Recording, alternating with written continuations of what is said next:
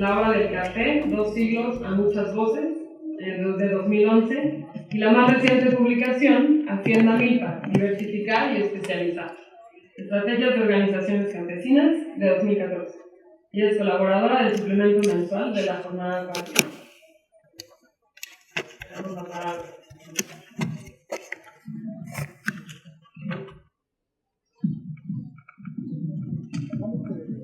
Sí, bueno, buenos días, tardes ya casi. Agradezco sobre todo a los organizadores de este foro por compartir esta mesa con amigos, maestros y ver entre el público a también viejos compañeros. Yo, Rosario Cobo, soy parte de la campaña Sin Maíz No Hay País, y lo que les voy a presentar en este momento son como, yo creo que nada más va a dar tiempo de 3 como premisas, constataciones, considerandos, de que son, ya han sido algunas aquí vertidas en la mesa anterior, y son también de mucho uso común, pero creo que es necesario replantearlas y ubicarlas para definir las propuestas frente a los retos de la coyuntura actual de México y del campo mexicano. Empezaremos con una primera constatación que ya habló, de la que ya habló Julieta, entonces la voy a pasar muy rápido, que es en los estudios de finales del siglo pasado se hizo una clasificación de la biodiversidad y de los países megabiodiversos en todo el planeta. México es está entre los primeros 12 lugares de los países que aportan entre el 60 y el 70% de la biodiversidad de todo el planeta. Otros autores hicieron esta clasificación, pero a partir del patrimonio biocultural. Y resulta que México también está dentro de los 9 primeros países que tienen una gran diversidad cultural.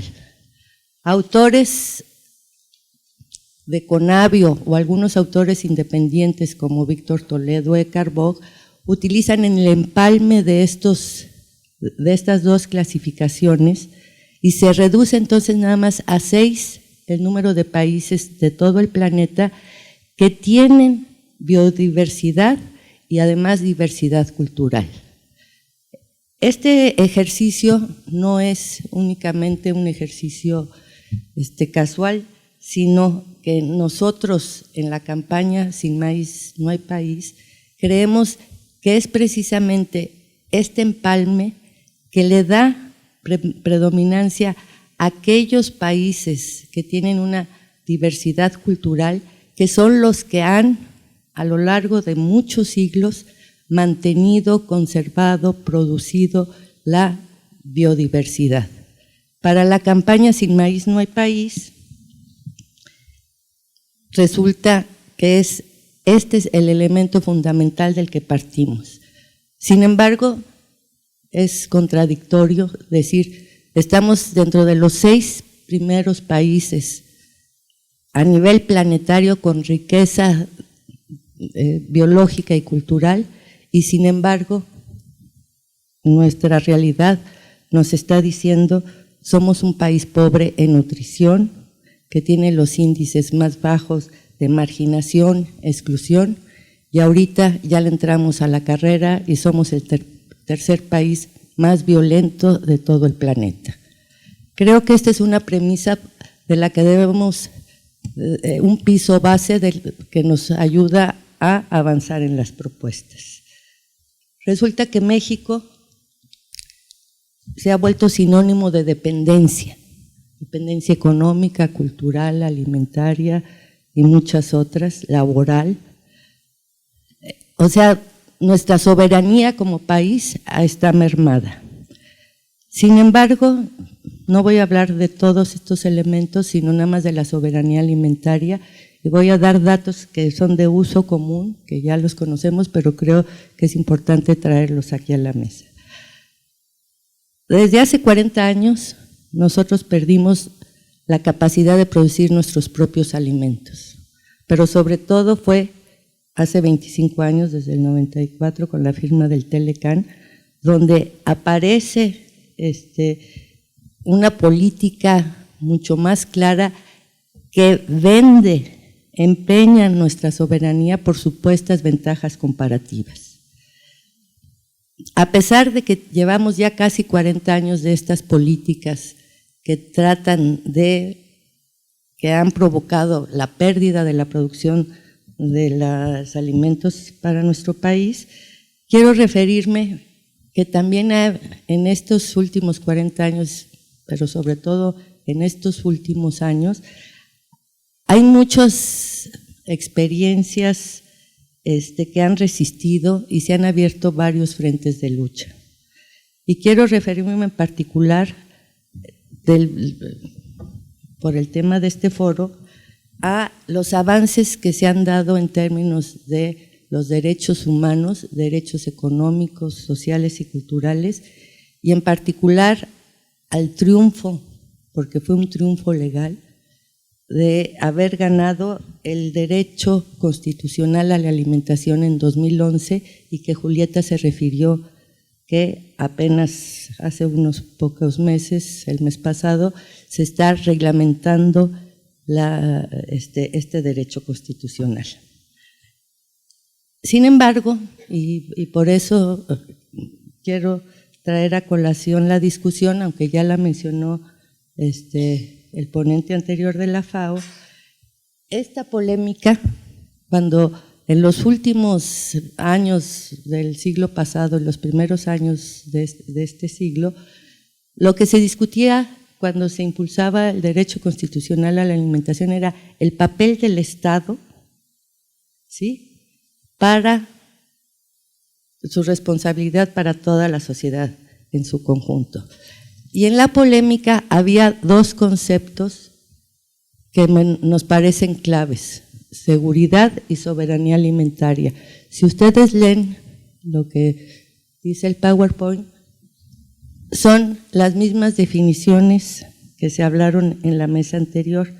Sin embargo, nosotros en la campaña Sin Maíz No Hay País defendemos que no hay una confusión entre estos dos conceptos, sino que parten desde perspectivas diferentes y desde esta perspectiva se pueden entonces sí abanderar estrategias y propuestas diferentes. Y quiero hacerme los dos, tanto la seguridad alimentaria como la soberanía alimentaria, digamos, en última instancia tienen el mismo objetivo. Decimos, es el acceso a los alimentos, la erradicación del hambre, pero se originan en principios diferentes. Hablar de soberanía alimentaria, ya no voy a repetir lo que es seguridad alimentaria. Quiero puntualizar la última parte que dice que reivindica el derecho de los pueblos a determinar su propia alimentación y agricultura, a proteger y regular su producción agrícola y el comercio nacional para lograr un desarrollo sustentable. Creo que el decir que es una confusión nos lleva a evadir el problema central. En México, en la campaña Sin Maíz No Hay País, que es una organización donde participan tanto productores como consumidores, universitarios, nosotros decimos, participamos y abanderamos la lucha por la soberanía alimentaria.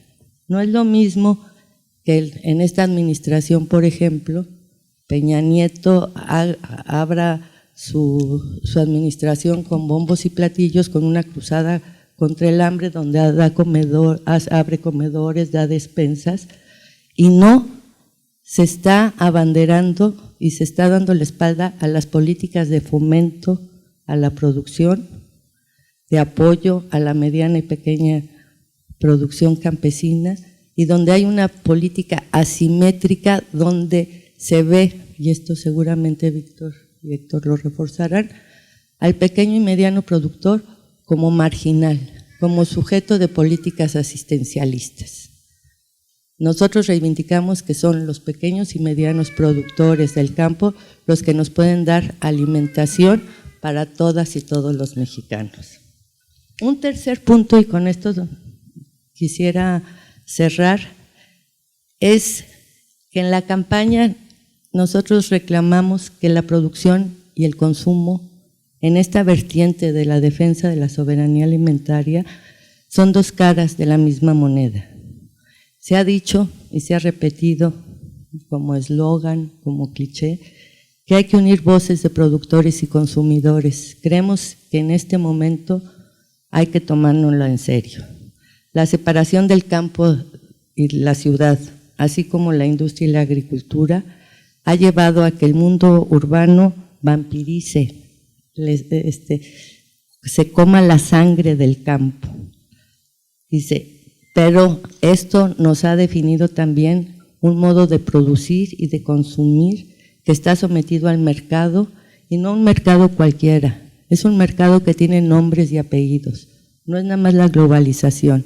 En el caso de los granos básicos, por ejemplo, y aquí tengo a dos expertos, bueno, pues la producción está controlada por 4 grandes corporaciones, y si nos vamos un poco más, hasta 10, nada más. Ciertamente en la campaña Sin Maíz No Hay País es un esfuerzo más, así como la Alianza por la Salud, donde están las voces tantos de productores como de consumidores, pero nosotros como campaña queremos enfatizar, sobre todo en foros como estos, donde nos dirigimos más a consumidores, que debemos de partir de reconocer y valorar la vida campesina, la vida de los pueblos originarios en toda su multidimensionalidad.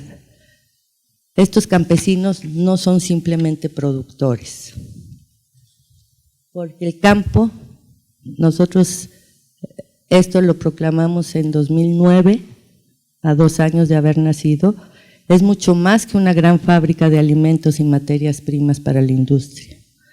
En nuestro campo son estas miles de familias y de pueblos indígenas que no solo cosechan maíz, frijol, chile o café, sino que también aportan muchas otras cosas: aire, agua, tierra, diversidad, cultura.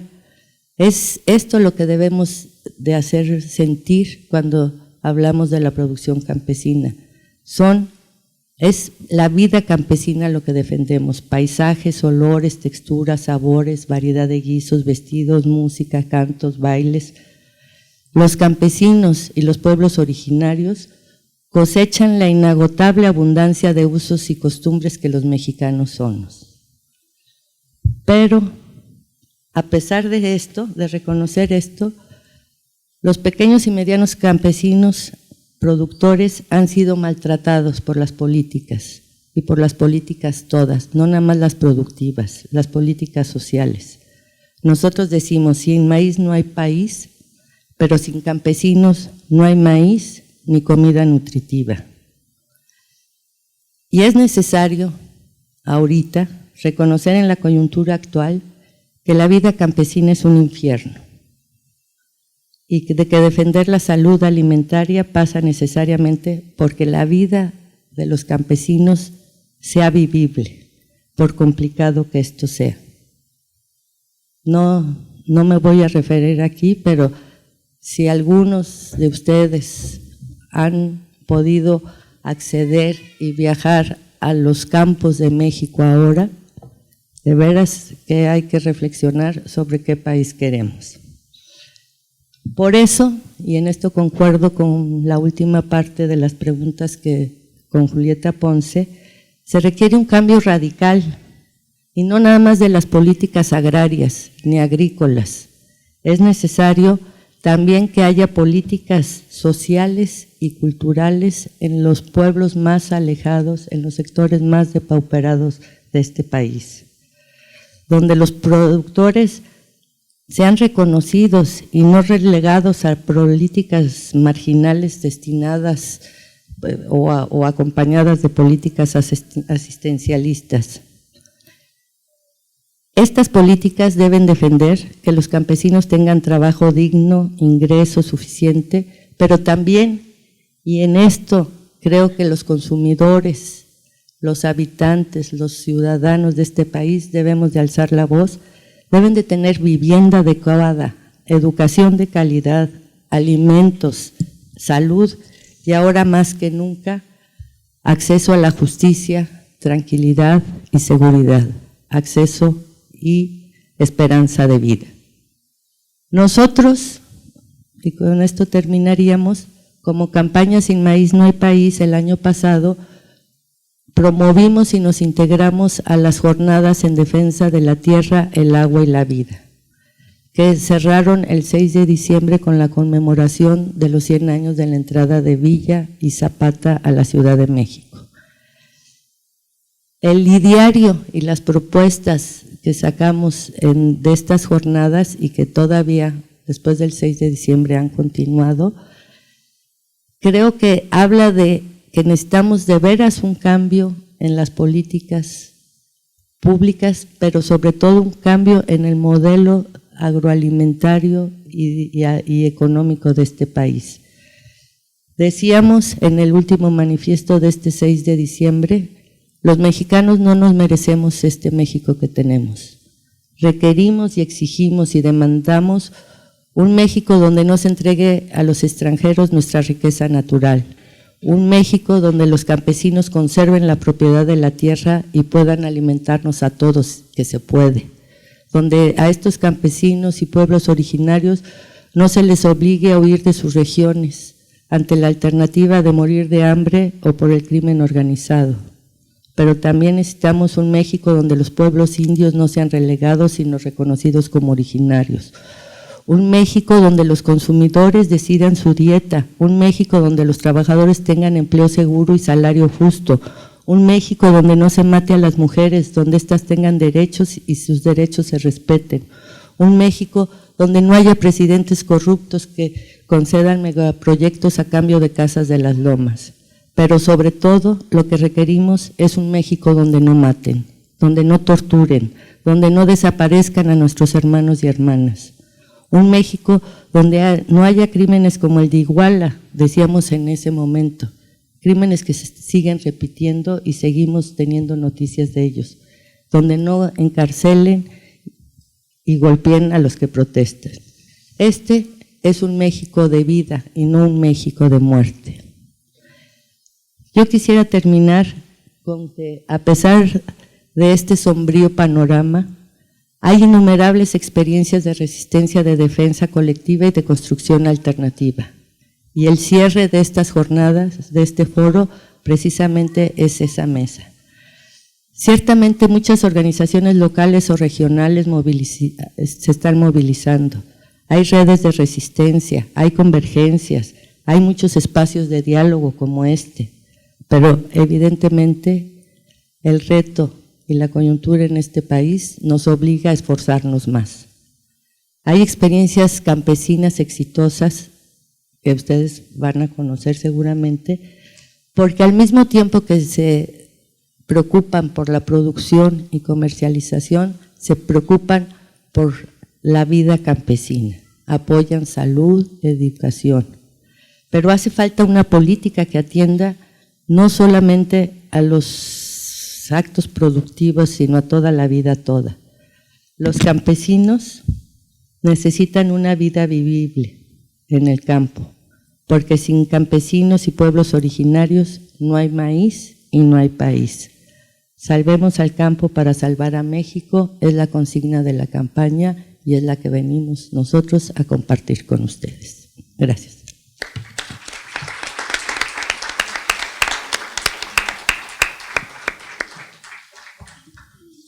Muchas gracias, Rosario. Ahora me es un gusto presentarles a Víctor Suárez Carrera, quien es director ejecutivo de la NEC, una red de organizaciones campesinas de base y productoras y comercializadoras de granos básicos en 16 entidades federativas. Es integrante del Consejo Nacional de Organizaciones Campesinas y de la campaña Sin Maíz No Hay País. Fue propuesto por el candidato presidencial del Frente Progresista, Andrés Manuel López Obrador, en caso de ganar las elecciones, para ocupar el cargo de secretario de Zagarpa. Actualmente es integrante del Consejo Nacional de Morena, forma parte del grupo de intelectuales académicos y especialistas que participó en la elaboración del nuevo proyecto de Nación Morena. En 2002 y 2003 participó en el movimiento El Campo No Aguanta Más, siendo uno de sus voceros. Fue diputado federal en la 59 legislatura 2003-2006, postulado por el PRD como candidato externo. En la administración pública se desempeñó como subdirector general de Desarrollo Forestal de la Subsecretaría Forestal y director de apoyo a la comercialización rural de Boruconsa. En las últimas 3 décadas se ha dedicado al impulso de la organización campesina e indígena, autónoma y autogestiva y al cambio de las políticas públicas en el sector agroalimentario. Es autor de los libros ¿Tiene futuro la agricultura campesina en México?, Políticas públicas para la soberanía alimentaria y el desarrollo rural como campesinos, y el libro Políticas públicas para la agricultura mexicana, con base en el consenso y la certidumbre, el caso de la Ley de Planeación para la Soberanía y la Seguridad Agroalimentaria y Nutricional. Escribe con frecuencia también en La Jornada para el Campo y es ingeniero agrónomo especialista en economía agrícola por la Universidad Autónoma de Chapingo. Le damos la palabra, Víctor. Muchas gracias, Regina. Muchas gracias a el Poder del Consumidor, la Alianza por la Salud Alimentaria. Buenos días, buenas tardes a todos y a todas. El tema es el pequeño productor y la diversidad de alimentos. Un tema central con el que inició la exposición anterior es el tema de la riqueza de la biodiversidad de nuestro país y también la riqueza de la diversidad cultural, étnica de pueblos originarios. Esa confluencia generó algo que no estaba en la naturaleza, que es la diversidad agropecuaria, agroalimentaria, la diversidad de cultivos domesticados. En ese sentido, no solamente México se distingue por ser unos centros mayores países de diversidad biológica, sino también uno de los 6 países con mayor diversidad de cultivos domesticados. Ya Vavilov en 1927 planteaba esta relevancia de México como uno de los países donde, gracias al trabajo de las culturas campesinas milenarias, se desarrolló una infinidad de plantas útiles que hoy son parte de la alimentación de todo el planeta. Entonces, aquí yo quiero nada más resaltar 2 cosas. Esa diversidad agrobiológica o de cultivos alimenticios es resultado centralmente de la construcción campesina, la construcción de una cultura agrícola sobre la base de los pueblos originarios, de las agriculturas campesinas de este país. Sin la existencia de estas culturas agrícolas, no podría explicarse el descubrimiento, la domesticación de esta gran diversidad de plantas útiles que hoy es un aporte de nuestro país al mundo, a la humanidad. Esto es porque normalmente se valoriza la diversidad biológica, se cuida, se protege. Hace unos días fue el Día Internacional de la Biodiversidad. Pero esa biodiversidad y esa diversidad de plantas comestibles no podría existir sin las culturas campesinas. A la vez, las culturas campesinas no podrían existir sin esa diversidad biológica y esa agrodiversidad. Pero el centro, el factor determinante de esa riqueza, de ese patrimonio, es el hombre, son los campesinos, las culturas campesinas, son los pueblos originarios. Y eso es lo que debemos poner en el centro para explicar por qué tenemos la posibilidad de una nutrición diversificada y nutritiva como un derecho para todos, que es el planteamiento que hoy nos convoca en este foro. El otro elemento que quiero destacar en esta parte de por qué sobre esa gran diversidad biológica y esa gran agrodiversidad se construyó, se desarrolló una de las mayores civilizaciones originarias en la humanidad, como lo señala Miguel León Portilla. O sea, Miguel León Portilla establece que en el curso, en el devenir de la humanidad, solamente hay 6 civilizaciones originarias, de las cuales se derivaron otros procesos civilizatorios, pero son procesos civilizatorios originarios, endógenos. Y estamos hablando de la civilización mesoamericana, de la civilización andina, de la civilización egipcia, de la civilización mesopotámica, de la civilización hindú y de la civilización china. Fueron 6 focos civilizatorios en la humanidad. Y solamente esto fue posible en caso de Mesoamérica a partir del desarrollo de una agricultura campesina, de una agricultura diversificada, una agricultura mesoamericana. Sobre esa agricultura se desarrolló este portento civilizatorio que fue Mesoamérica.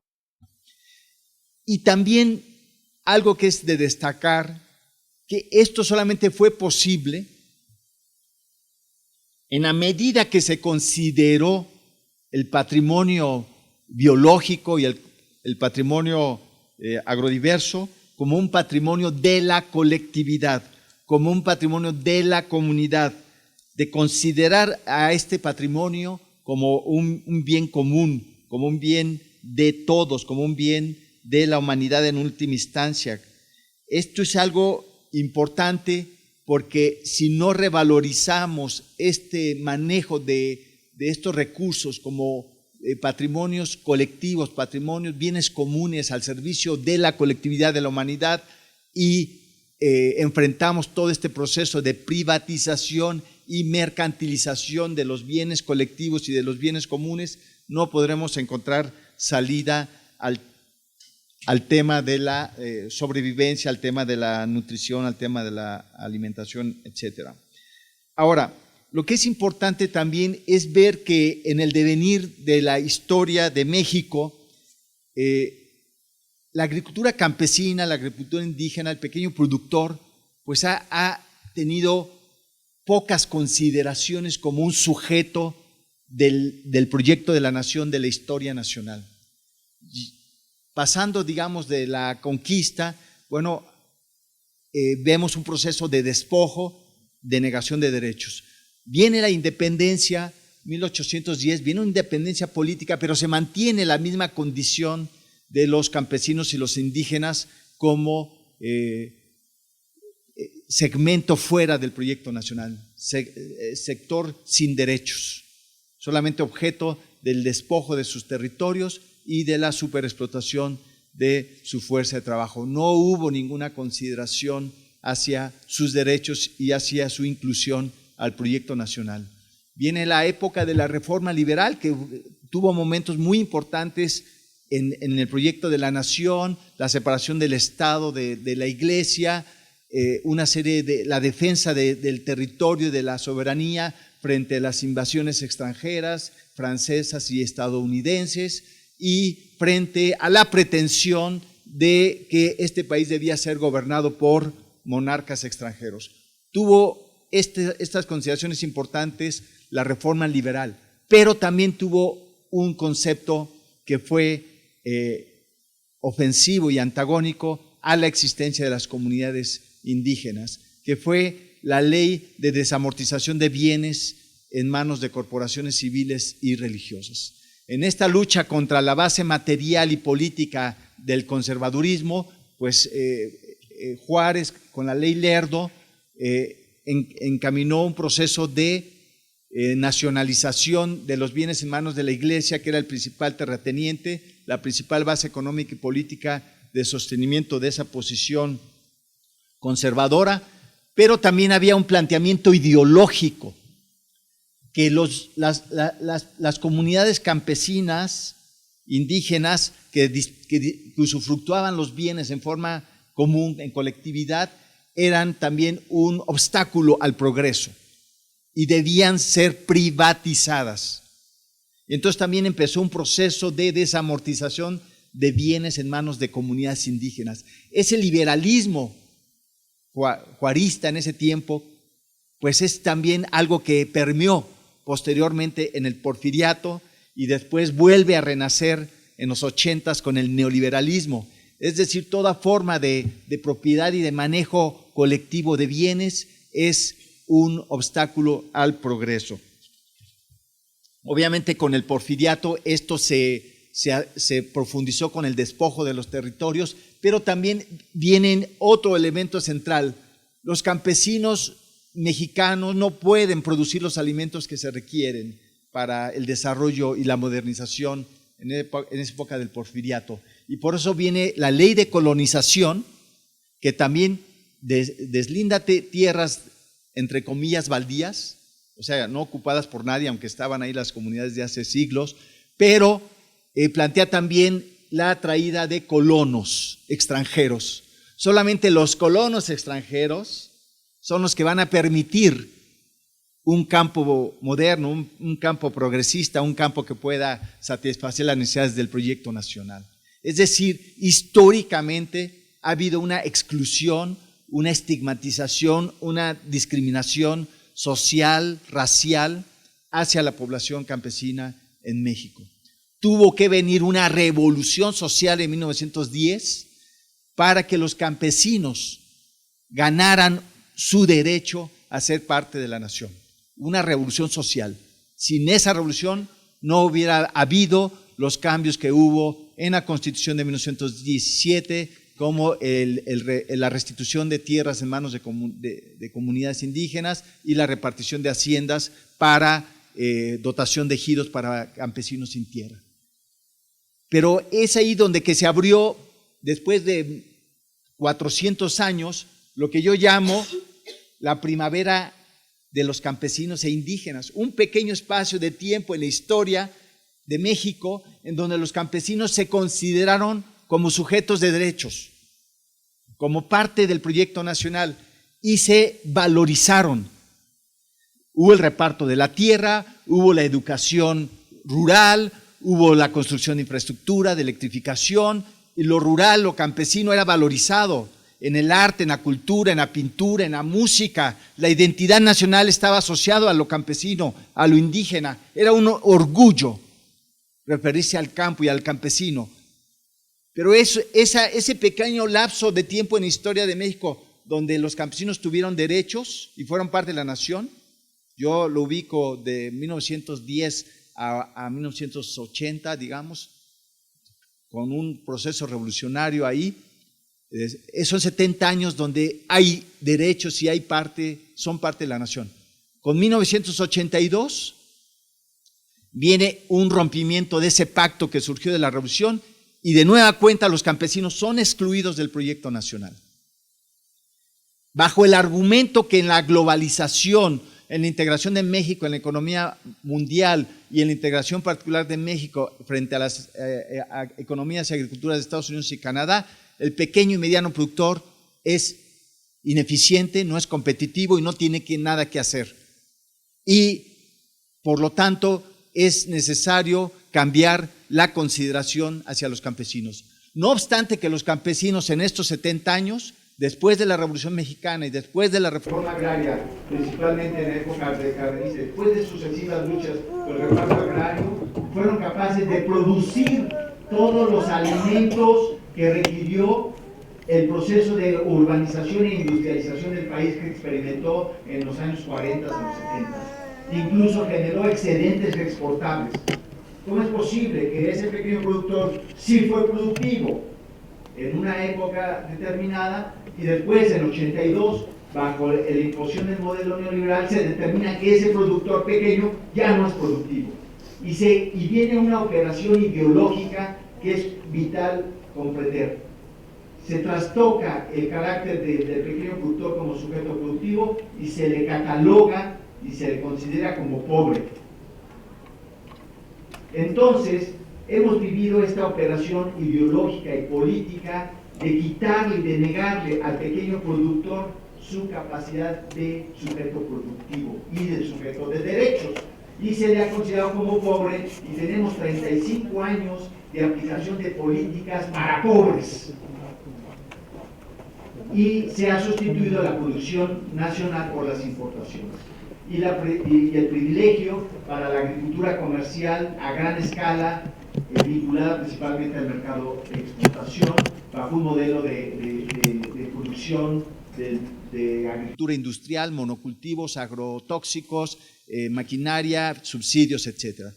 Este es entonces lo que hemos vivido en estos últimos 35 años, otra vez la exclusión del pequeño productor, otra vez la exclusión de las comunidades campesinas indígenas para privilegiar un modelo favorable a una minoría de unidades de producción de gran tamaño y a un modelo de agricultura favorable a las transnacionales y un modelo de alimentación favorable a esas transnacionales.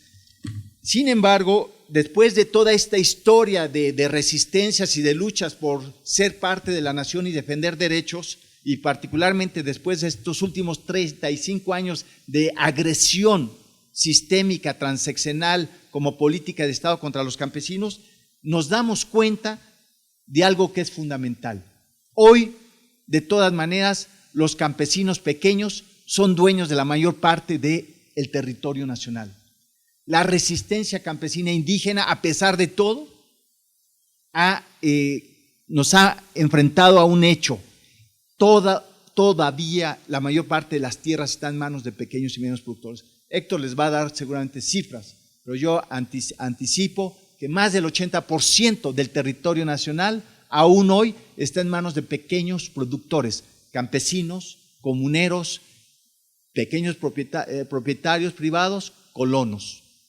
Y en manos campesinas está la tierra, está el agua, está los bosques, está la selva, está la vegetación de zonas áridas, está el agua. Y esto es por la resistencia.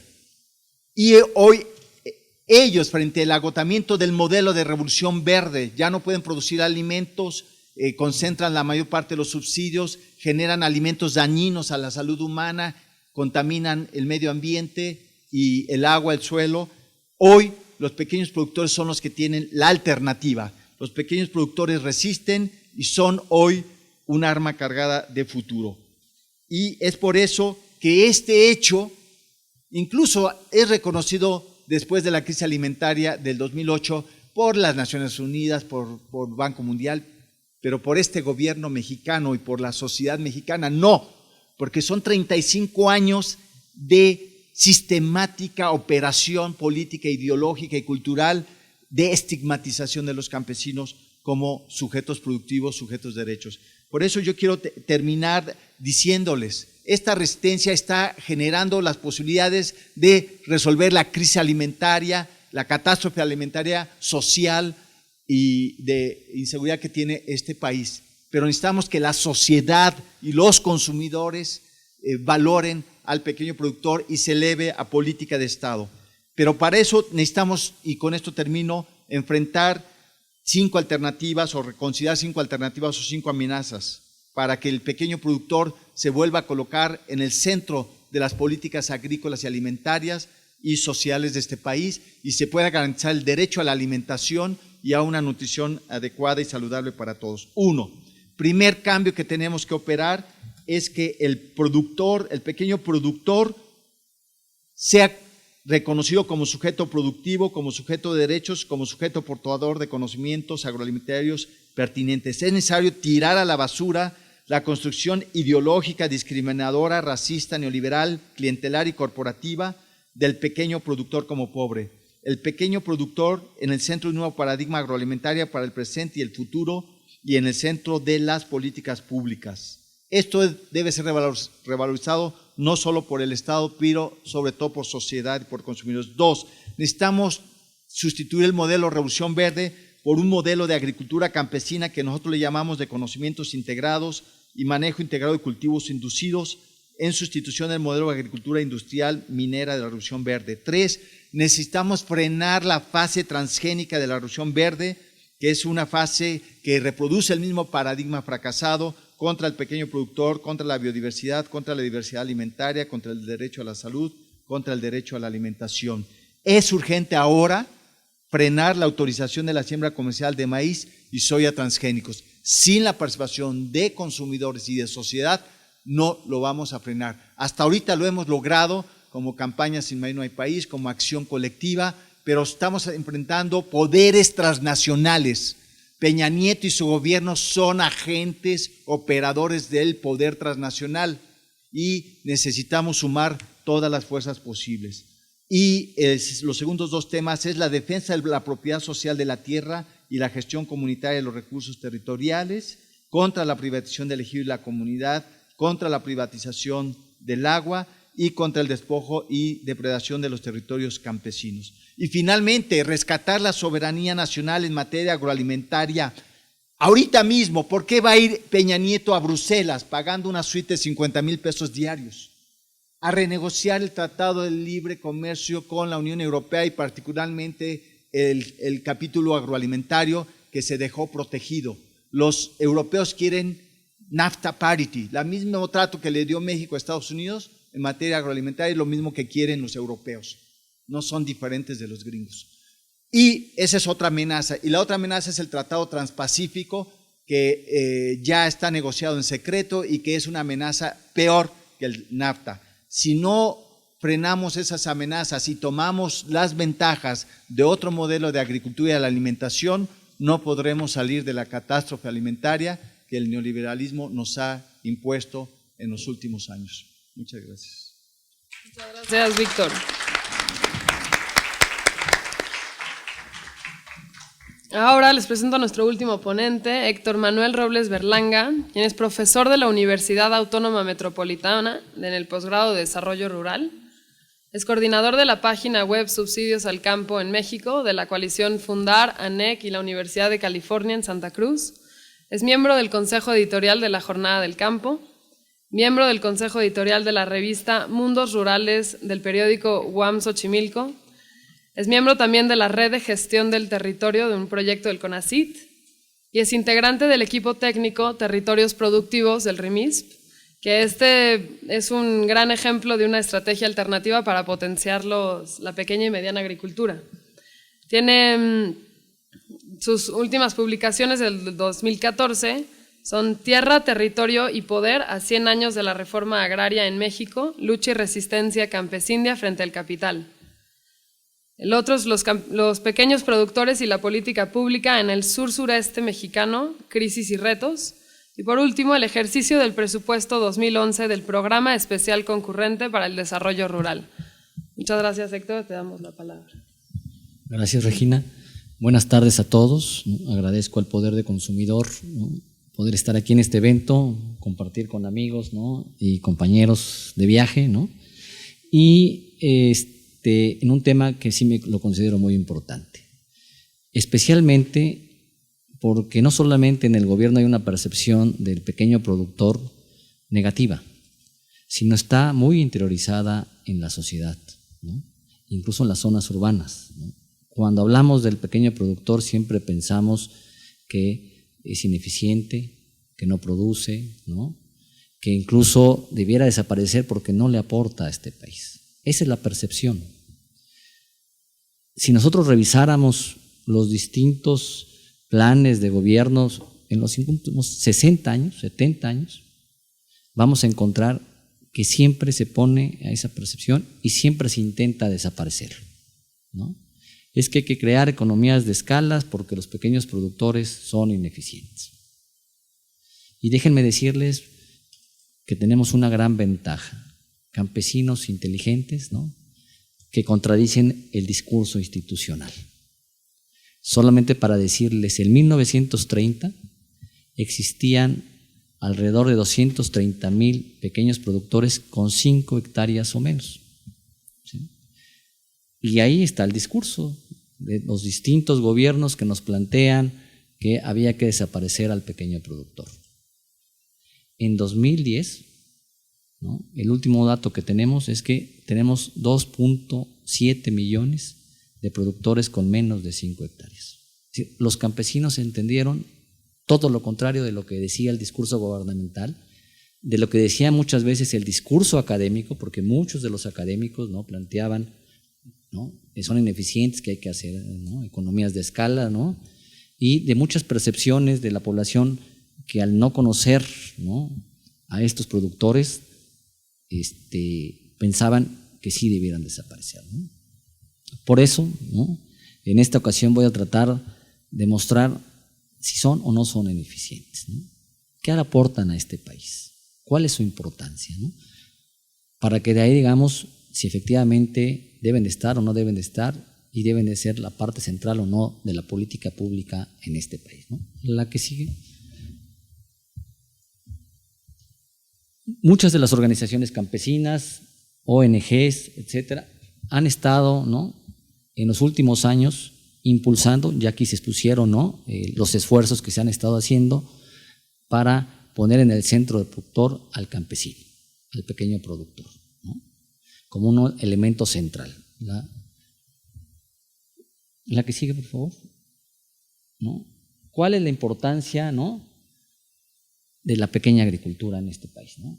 Primero, no solamente en México, sino en todo el mundo está asociada a la alimentación, ¿no?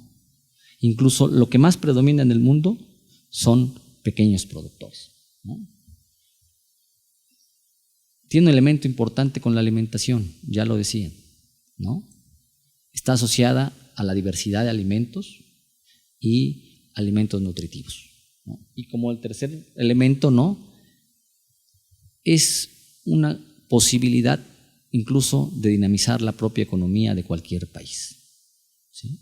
Son el eje central, ¿no?, que pueden ser, en estos últimos años, pueden ser el eje central, y más si estamos pensando que cada vez somos más y que requerimos más alimentos. La que sigue, por favor, ¿no? Y aquí está el primer elemento. 7 de cada 10 productores en este país son productores de 5 hectáreas o menos. ¿Por qué seguir pensando y seguir construyendo y seguir diciendo, ¿no?, que hay que hacer economías de escala si lo que tenemos como característica central es productores de 5 hectáreas o menos? Incluso si nos fuéramos a 20 hectáreas, estaríamos hablando de 9 de cada 10 de nuestros productores. Prácticamente esa es nuestra característica. Todo lo que tendríamos que estar haciendo es en función de esta característica y no tratar de construir algo que no tenemos, ¿sí? Entonces, para nosotros el eje central debiera ser el pequeño productor. La que sigue. Vean nada más en términos de crecimiento, ya les decía yo de 2.6, de 332,000 a 2.6, crecieron el 709% en 80 años, ¿no? Y eso que no estoy considerando con la regularización de la tenencia, que se reconocieron a muchos peticionarios, hijos de ejidatarios y comuneros que tienen parcelas más chicas, ¿no?, lo cual estaríamos hablando de ahora más productores con menos de 5 hectáreas, ¿sí? Entonces, todo lo que tendríamos que estar haciendo es sobre esta realidad. Y aquí un señalamiento también a las universidades. A veces nomás señalamos al gobierno, pero nuestras universidades, la gran mayoría, hacen muy poco por la agricultura pequeña. Incluso yo soy agrónomo de origen, ¿no?, y mucho de lo que nos enseñaron es esta revolución verde y estos grandes tractores y estos, ¿no?, cuando debíamos estar construyendo tecnologías y cosas diferentes. La que sigue, ¿no? Vean nada más, ¿no?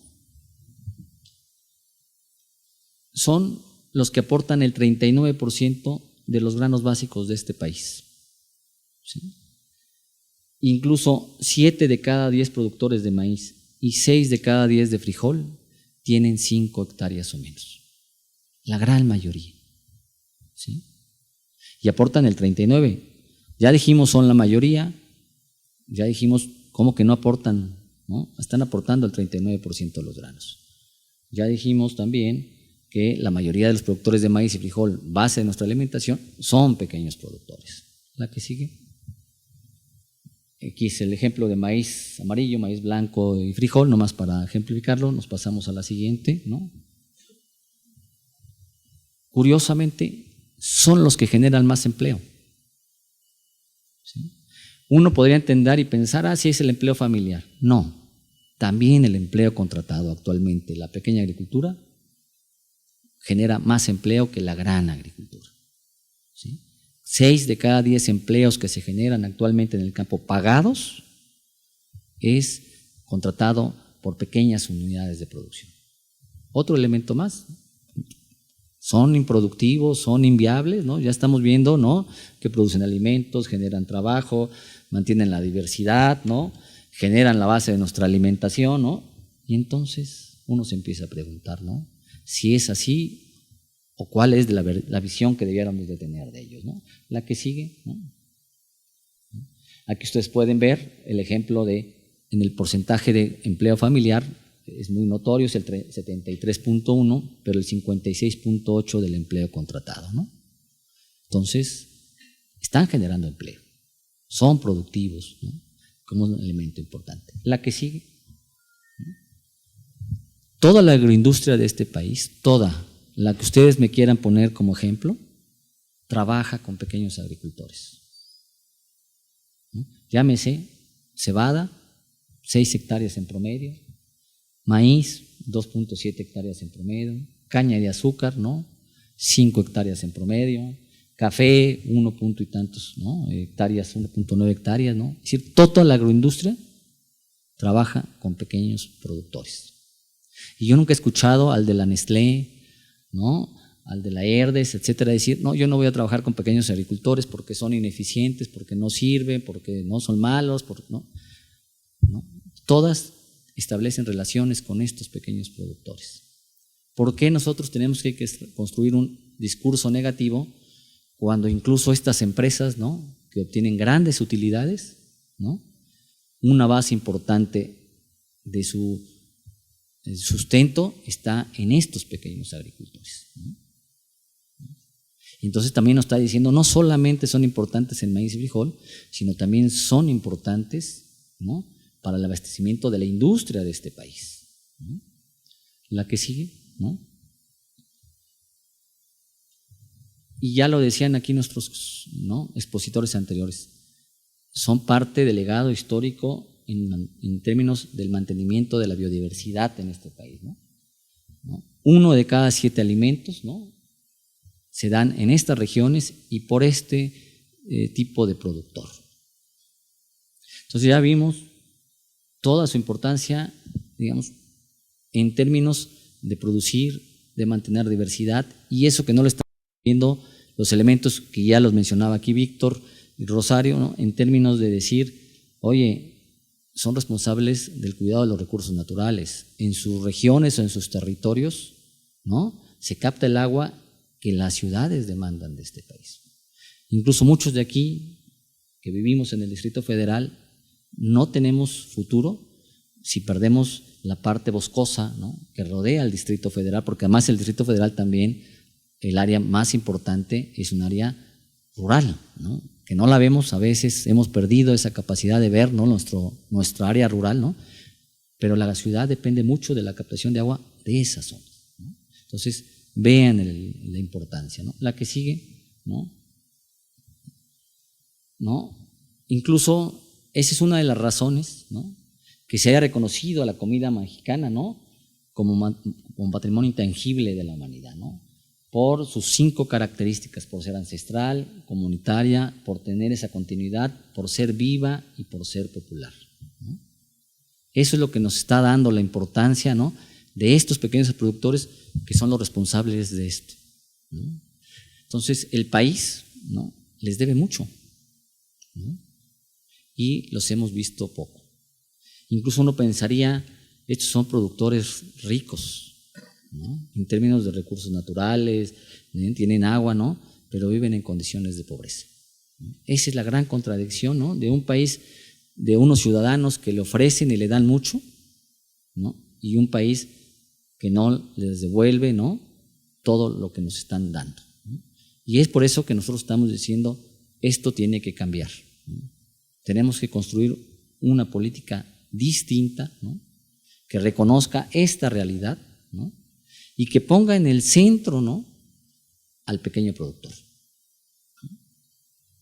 Que la política pública, en lugar de estar pensando en desaparecerlos, ¿no?, que ha sido el intento de 70 años, 80 años de discurso, ¿no?, de desaparecerlos, diga, no, esa es mi realidad, yo tengo que empezar a trabajar con ellos, tengo que empezar a construir un nuevo país, y que esa posibilidad descansa, ¿no?, y podrá tener éxito siempre y cuando reconozcamos a estos mexicanos, ¿no?, con el gran valor que nos están dando, ¿no?, y que la única posibilidad es precisamente de mejorar nuestra alimentación, de tener futuro, es que estos sean el centro de la política pública, ¿no?, y que además las decisiones fundamentales las tomen ellos. ¿Sí? Porque no podemos seguir construyendo políticas públicas desde acá, ¿no? No podemos seguir construyendo, ¿no?, un ideario, ¿no?, etcétera, sin tomar en cuenta lo que ellos están haciendo, ¿no?, lo que ellos están enfrentando, lo que ellos están pensando y lo que ellos quieren construir también como país, ¿no? La que sigue, ¿no? Por eso, ¿no?, los invitamos, ¿no?, a que ustedes hagan ese gran esfuerzo, ¿no?, de acompañar a estos campesinos, ¿no?, en la lucha por un México mejor, ¿no? Muchas gracias. Muchas gracias, Héctor, y a usted por compartirnos un poco sobre la realidad de los campesinos en este país y el desajuste total que existe con las políticas públicas. Vamos a una ronda de preguntas.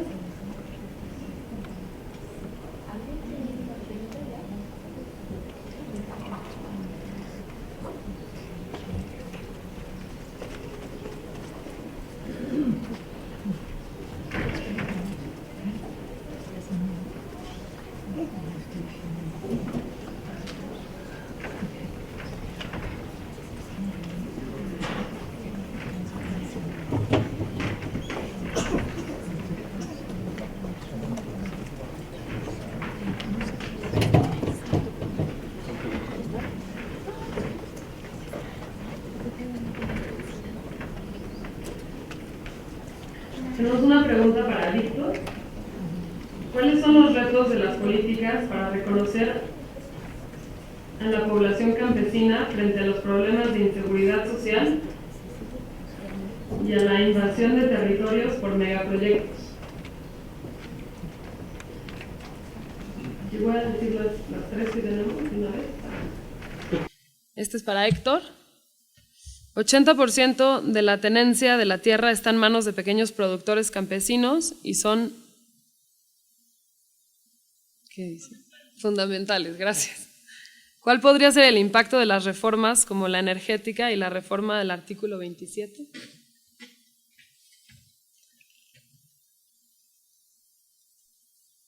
Si quiere,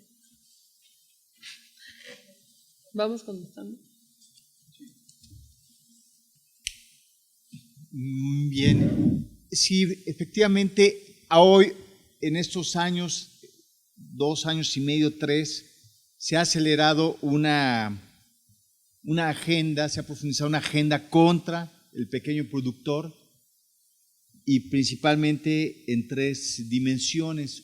Una primera dimensión es la concentración de los subsidios y recursos públicos en una minoría de agricultores comerciales. La mayor parte del presupuesto público de los contribuyentes se canaliza en su ámbito productivo, de enfoque productivo, en no más de 10% de las unidades de producción de este país y en una minoría de grandes corporaciones agroalimentarias. Al 90% de los pequeños productores se les canaliza presupuesto de carácter asistencial, que muchas veces, además de todo, tiende a romper la cohesión social. Son programas individualizados, bajo padrón, son los individuos frente al Estado, no se reconoce a la comunidad, a ninguna forma organizativa. Entonces, la primera amenaza es la continuidad de esta política presupuestal que privilegia a una minoría de unidades de producción comercial y excluye a la mayoría de unidades de producción de pequeño y mediano tamaño, reproduciendo este enfoque que les comenté. Los pequeños y medianos no son sujetos productivos, entonces no hay que canalizar inversión productiva. Por lo tanto, siempre están en una situación de pobreza. A los que sí tienen características de sujetos productivos, sí se les canaliza inversión productiva y por lo tanto mejoran sus circunstancias y cada vez se abre la brecha. La segunda amenaza es otra oleada de privatización de la propiedad social del ejido y la comunidad. Se intentó en 1992 con la contrarreforma de Salinas de Gortari poner fin al reparto agrario y abrir la puerta a la privatización del ejido y la comunidad. Eso no fue posible que se lograra en 22 años. Pocas comunidades y ejidos quieren privatizarse con derechos plenos y la gente puede rentar las tierras, pero no quiere vender las tierras. Se ha defendido la propiedad social de la tierra.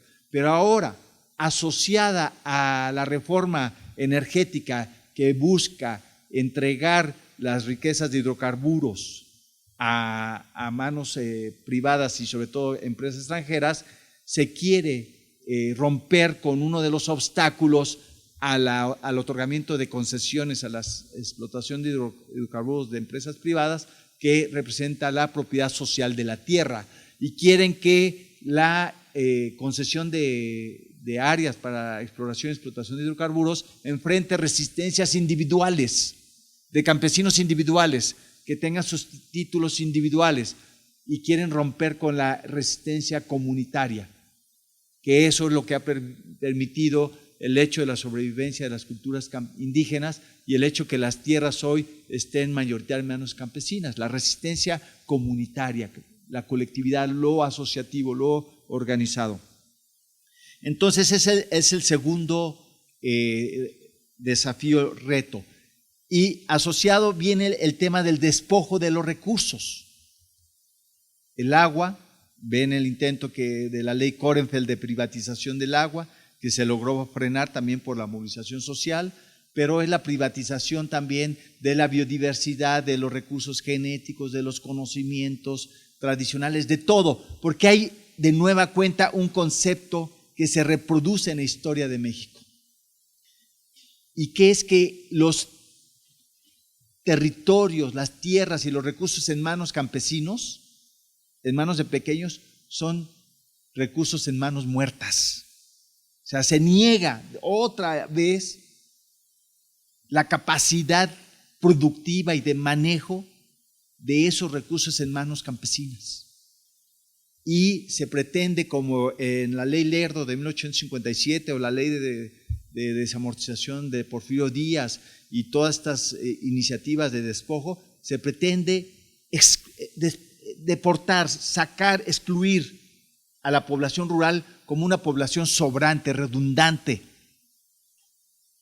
para volver a concentrar los recursos en pocas manos y favorecer sobre todo la explotación depredatoria de los recursos naturales por empresas transnacionales. Entonces, estos son los obstáculos que está enfrentando la pequeña producción. Se ha comentado que pasando las elecciones, otra vez Peña Nieto va a insistir en el Congreso a meter la ley de privatización de aguas nacionales y también una reforma a la ley agraria para permitir una privatización acelerada del ejido y la comunidad.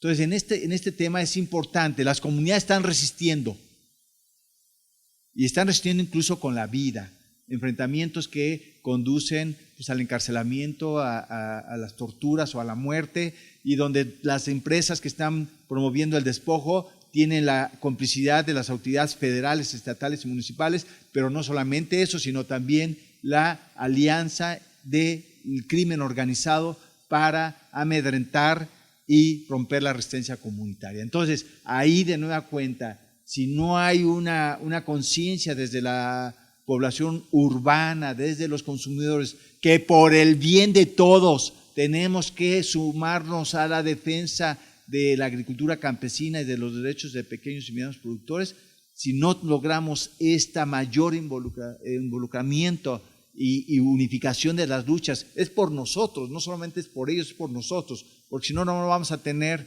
agua, no vamos a tener alimentos sanos, vamos a seguir en manos de los monopolios agroalimentarios que producen daños nutricionales y afectan a la economía de las familias y la seguridad de este país. Así que sí hay grandes amenazas, las resistencias están ahí, pero no son suficientes si no tienen la alianza de los pobladores urbanos. Muchas gracias, Víctor. Pasamos con tu pregunta, Héctor, por favor. Me preguntan que cuáles serían los impactos de la reforma energética y la reforma del artículo 27 constitucional. Me voy a referir primero a la del artículo 27 constitucional y después a la energética. Nada más señalando que este sería en educación que plantean que el campesino no va a desaparecer, ¿no? Y ahí está, ahí sigue, ¿no? Incluso cuando se dijo de la reforma del 27, había dos grandes planteamientos. Uno es, se va a privatizar todo, y la otra, pues, va a llegar la inversión y van a mejorar las condiciones de los productores. Ninguna de las dos, ¿no?, vaticinios se presentaron.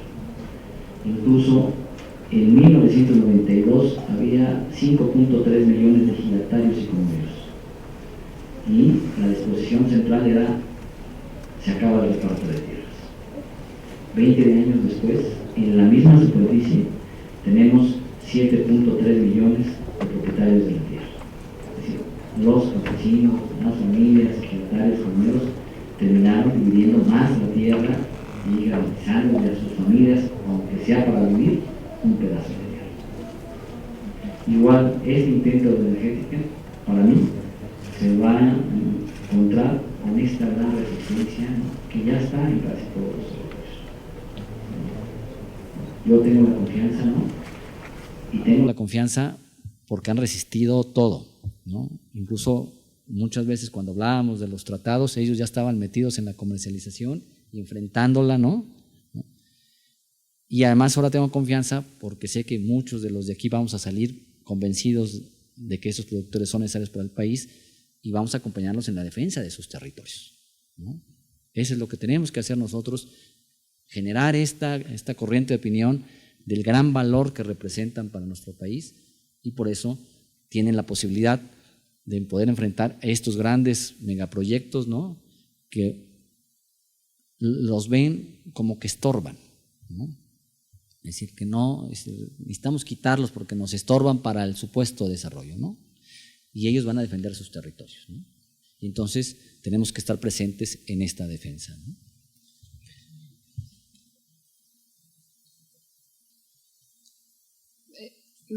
Tenemos una pregunta para Rosario, una más, porque se nos acabó el tiempo.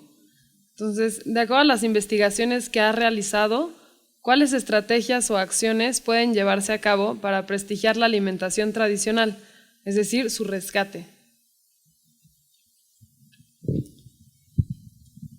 Bueno, yo creo que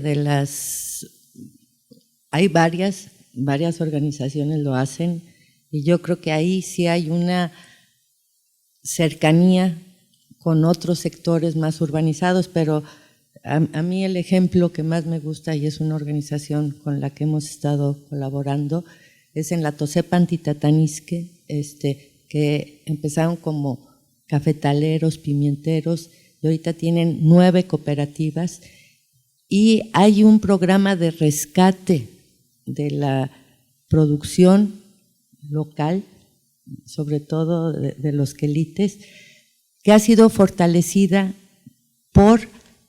creo que van en la 6ª feria gastronómica, en donde las mismas comunidades no es que rescatan su comida tradicional, inventan. Esto creo que es muy importante decirlo. No, estos campesinos tercos de los que habla Héctor y de los que habla Víctor y de los que hablo yo, no es que se queden en el pasado, en la nostalgia y decir no queremos desarrollo, no.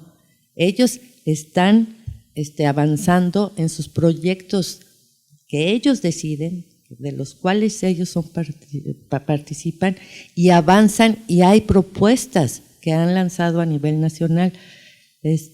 Los chefs que próximamente van a hablar se han acercado a estas experiencias de rescate e innovación de la comida regional, que no nada más tiene, y lo quiero decir, una riqueza nutricional, tiene una riqueza cultural que es la que también hay que revalorar. Y yo diría que en el camino de la comida nos vamos encontrando. Hemos perdido muchas cosas, pero el hambre es lo que más nos acerca. Y el hambre no espera, y en México los campesinos están dispuestos a alimentarnos. Necesitan el apoyo de las políticas públicas, pero también el apoyo de la sociedad. Muchas gracias, Rosario. Hay más preguntas, igual se las paso a los ponentes por si tienen la oportunidad de hablar con ellos después. Y pues eso fue todo, muchas gracias. Les entregamos sus constancias.